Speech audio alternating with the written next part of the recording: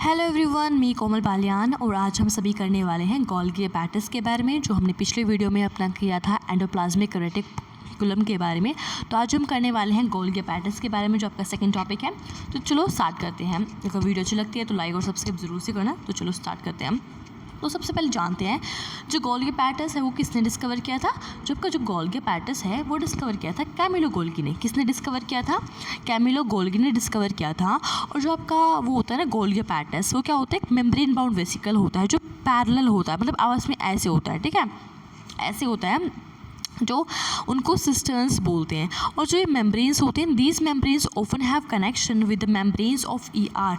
जो ये मेम्ब्रेन होती है इनका कनेक्शन होता है किसके साथ? एंडोप्लाज्मिक रेटिकुलम के साथ इनका कनेक्शन होता है। ओके।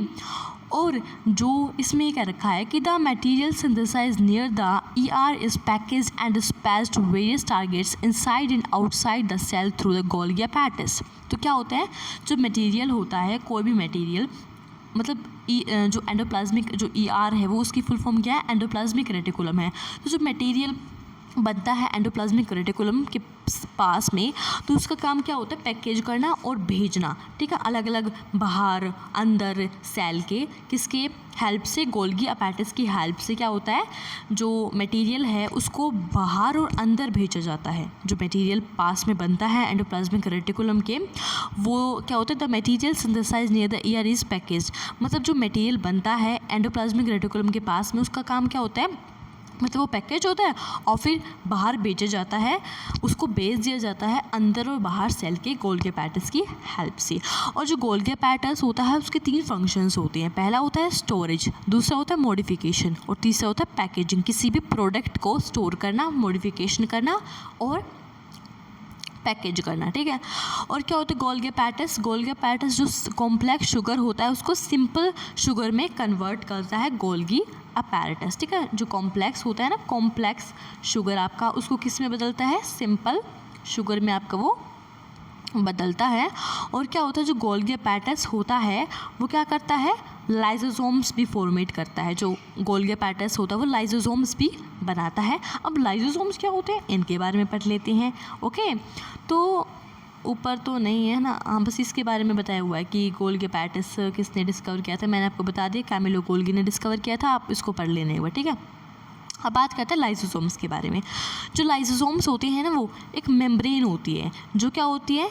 फिल होती है किसके साथ? मतलब जो lysosomes are membrane bound cells filled with digestive enzymes. क्या होता है, जो लाइसोसोम्स होती है ना, वो मतलब वो डाइजेस्टिव एंजाइम्स होते हैं। लाइसोसोम्स क्या होते हैं? डाइजेस्टिव एंजाइम्स होते हैं।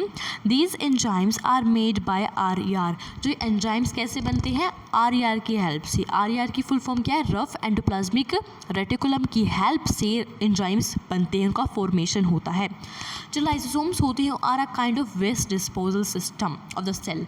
जो लाइसोसोम्स होते हैं एक तरह का वेस्ट होता है। क्या? लाइसोसोम्स जो होते हैं ना, एक तरह का वेस्ट डिस्पोजल सिस्टम होता है, जो वैसे चीज़ें होता है ना उनको डिस्पोज कर देता है, जो वेस्ट को क्या कर देता है? ख़त्म कर देता है, ठीक है, ठीक है। जो लाइसोसोम्स के अंदर क्या होता है, जो वेस्ट है उसको ख़त्म हो जाता है। लाइसोसोम्स जो होते हैं एक तरह के वेस्ट डिस्पोजल है, वेस्ट को ख़त्म करने वाले हैं, क्या? लाइसोसोम्स, ठीक है। और क्या होते हैं, लाइसोसोम्स का काम होता है सेल को साफ़ करना, ठीक है। आई होप आपको समझ में आ गया होगा।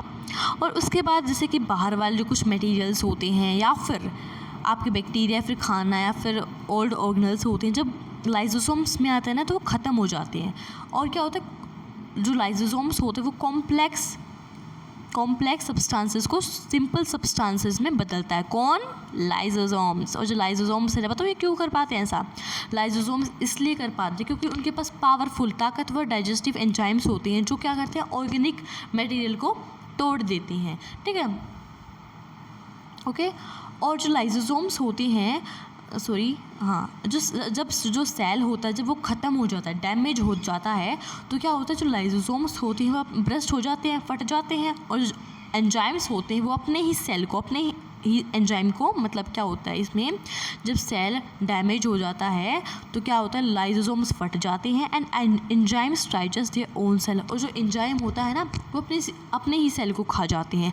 इसलिए हम लाइसोसोम्स को सुसाइडल बैग कहते हैं, क्योंकि जब सेल डैमेज होता है तो लाइसोसोम ब्रस्ट हो जाते हैं और एंजाइम्स अपने ही सेल को खा जाते हैं, इसलिए हम लाइसोसोम्स को suicidal bag of the cell बोलते हैं। क्वेश्चन आ सकता है कि किसको हम suicidal bag of the cell बोलते हैं, तो लाइसोसोम्स को बोलते हैं। ओके, तो जल्दी से पढ़ लेते हैं। हमने क्या पढ़ा, लाइसोसोम्स जो होते हैं वो डाइजेस्टिव एंजाइम्स होते हैं, और जो एंजाइम्स होते हैं किसके बने होते हैं, रफ एंडोप्लाज्मिक रेटिकुलम के बने होते हैं। और लाइसोसोम्स क्या होता है, एक तरह का kind of waste disposal system होता है, जो वेस्ट को मतलब ख़त्म कर देता है, ठीक है।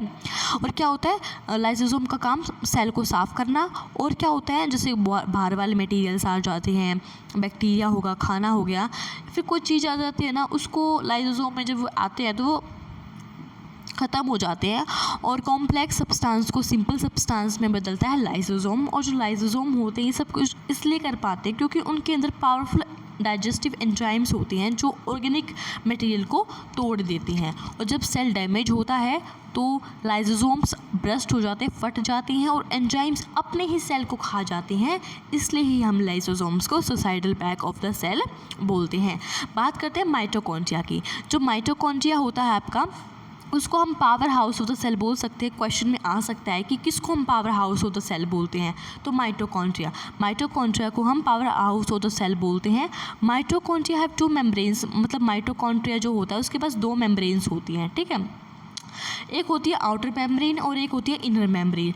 जो आउटर मेम्ब्रेन होती है वो पोरस होती है, छेद होती हैं, और जो अंदर वाली मेम्ब्रेन होती है वो डीपली होती है, फोल्ड होती है, ठीक है। These fold increase surface area for ATP generating chemical reaction, ठीक है। क्या होता है बच्चा आपका, These folds increase surface area for ATP energy chemical reaction. The energy required for various chemical activities needed for life is released by mitochondria in the form of ATP. सबसे पहले जानो ATP होता क्या है। जो आपका ATP होता है उसकी फुल फॉर्म होती है एडिनोसाइन ट्राइफोसेट, ठीक है, एडिनोसाइन ट्राइफोसेट। और इसका क्या काम होता है, पहली बात तो ये देखो, जो ATP होता है ना उसको हम energy currency of the cell भी बोलते हैं। आप जो ATP होता है ना आपका ATP, उसको हम बोलते हैं energy currency of the cell, ये आपका पेपर में आएगा। और क्या करता है ATP, the body uses energy stored in ATP। ATP में एनर्जी स्टोर होती है और बॉडी क्या करती है, एनर्जी ले लेती है, ठीक है, ATP से, क्योंकि ATP में एनर्जी स्टोर होती है।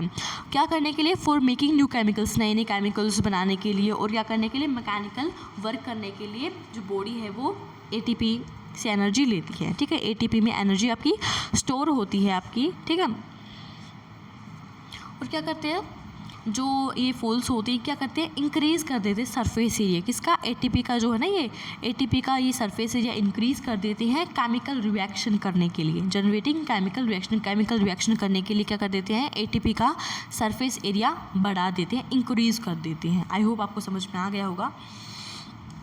अब जो माइटोकॉन्ड्रिया होता है आपका, ठीक है, तो mitochondria are strange organelles in the sense that they have own DNA and ribosomes, therefore mitochondria are able to make their some of their proteins.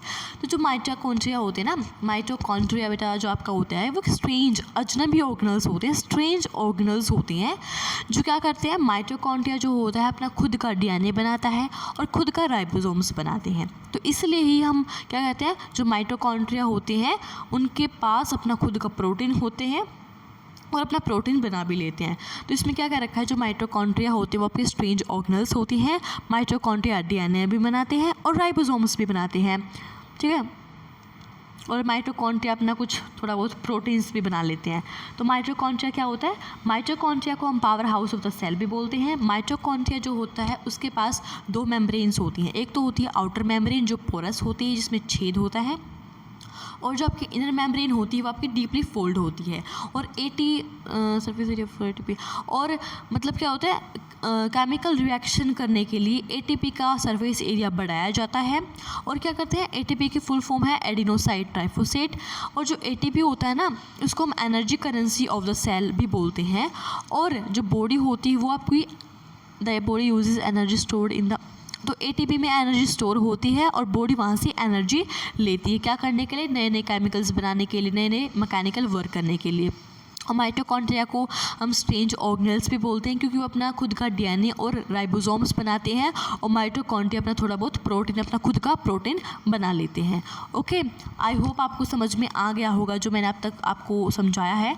तो नेक्स्ट वीडियो में हम करने वाले हैं प्लास्टर्स के बारे में, ठीक है। तो अगर आपको ये वीडियो अच्छी लगती है तो इसको लाइक और सब्सक्राइब ज़रूर से करना।